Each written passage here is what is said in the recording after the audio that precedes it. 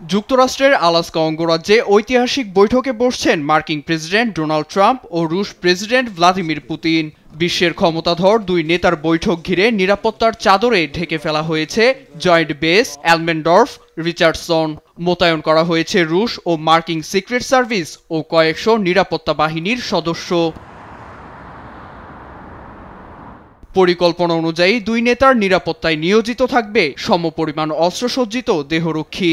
শুক্রবার বৈঠক ঘিরে এর মধ্যেই আলাস্কায় পা রাখতে শুরু করেছেন রাশিয়ার অর্থমন্ত্রী অ্যান্তন সুলিয়ানভ, পররাষ্ট্রমন্ত্রী সার্গেই ল্যাভরভ ও প্রতিরক্ষা মন্ত্রী আন্দ্রে বেলোসোভের মতো রাশিয়ার শীর্ষ নেতারা। পুতিনের সঙ্গে আলোচনায় একটি যুদ্ধবিরতি অর্জন সম্ভব বলে আশাবাদী মার্কিন প্রেসিডেন্ট ডোনাল্ড ট্রাম্প। তবে তা বাস্তবায়ন না হলে রাশিয়ার উপর অর্থনৈতিক নিষেধাজ্ঞা জারির হুঁশিয়ারি দিয়েছেন তিনি।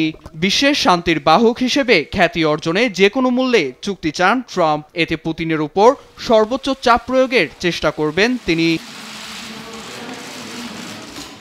অন্যদিকে পুতিনের যুক্তরাষ্ট্র ভ্রমণ নিঃসন্দেহে বার্তা দিচ্ছে যে রাশিয়া আবারও বৈশ্বিক রাজনীতির শীর্ষ টেবিলে ফিরেছে, যেখানে ট্রাম্পের সঙ্গে রুশ দখলকৃত ইউক্রেনের 4টি অঞ্চলের আধিপত্য বিস্তার নিয়ে সমঝোতা করবেন তিনি।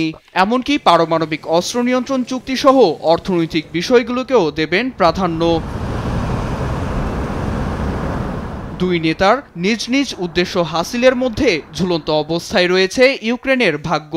শীর্ষ সম্মেলন ঘিরে এত আয়োজনের ভিড়ে কিয়েভের স্বার্থ কতটুকু প্রাধান্য পাবে এ নিয়ে সংশয়ে সাধারণ মানুষ।